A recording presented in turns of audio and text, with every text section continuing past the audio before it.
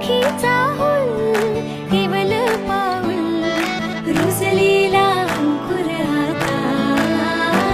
फुलणार ग कोणी येणार ग फुलणार ग कोणी येणार ग ए चाऊ आणि माऊचे खेळ आपण खेळू ए चाऊ आणि माऊचे खेळ आपण खेळू पितळीचे पाणी तुला बियर आम्ही पिऊ बेटा बियर आम्ही पिऊ इवोल्यूशन